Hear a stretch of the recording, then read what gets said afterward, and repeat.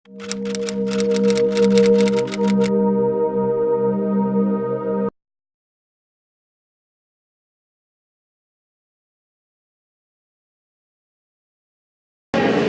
es que las células madre, las células troncales, dan lugar a diferentes tipos de células? Y una vez que ocurre este proceso de diferenciación celular, ¿cómo es que estas células se organizan en tiempo y espacio para dar lugar a los diferentes tejidos y a los diferentes órganos que finalmente estructuran un ser vivo? Y bueno, a pesar de que en el nacimiento, inclusive antes, se pensaba que las plantas son seres prácticamente inanimados, pertenecientes casi al mundo no vivo.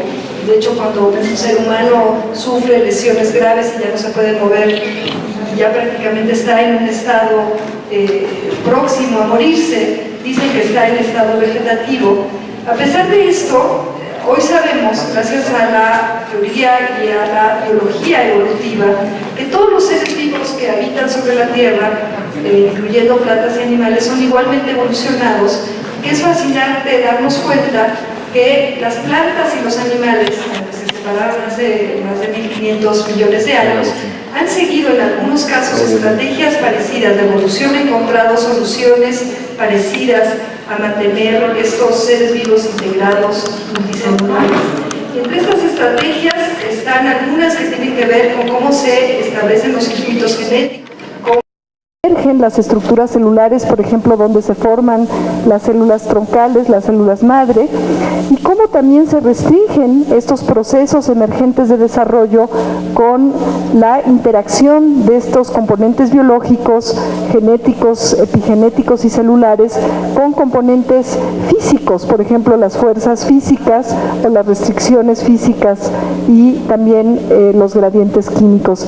En fin, todo este tipo de componentes que de una manera compleja dan lugar a seres vivos tan maravillosos como los vegetales o como nosotros mismos, son muy útiles para entender los procesos de desarrollo que en organismos más complejos, como podemos ser los seres humanos, a veces es muy difícil estudiar de manera dinámica y en vivo.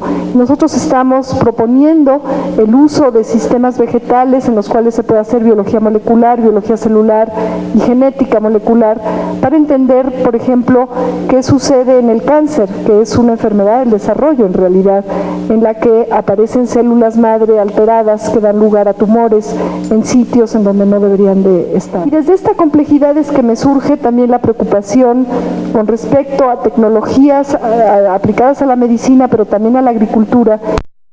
Simplista, en la que pretenden alterar a ciegas genes particulares para ofrecer ventajas agrícolas.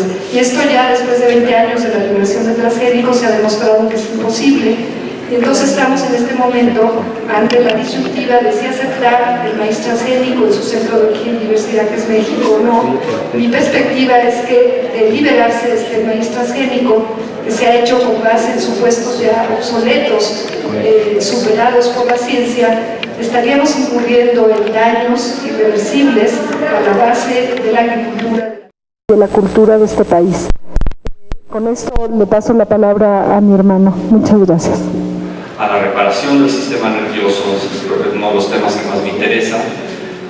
Todavía no soy capaz de corregir ni curar nada, pero ese es mi interés a largo plazo. No quiero que den indicios falsos de que el doctor Álvarez Builla ya está curando el Alzheimer o el Parkinson o todas estas enfermedades, pero yo tengo la esperanza de que en unos años vamos a tener nuevos indicios y nuevas estrategias para abordar enfermedades muy complicadas en el sistema nervioso.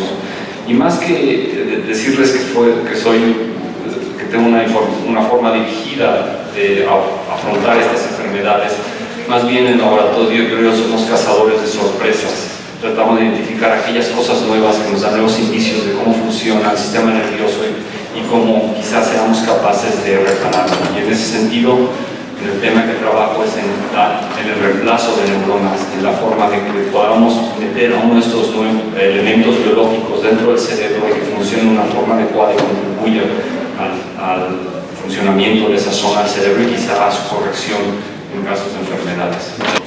Sin embargo, lo que hay que entender es que la ciencia es un proceso progresivo de producción de nuevos conocimientos, y esos conocimientos a veces traen aplicaciones posibles para la solución de enfermedades y otras veces no las traen, y es muy difícil contestar.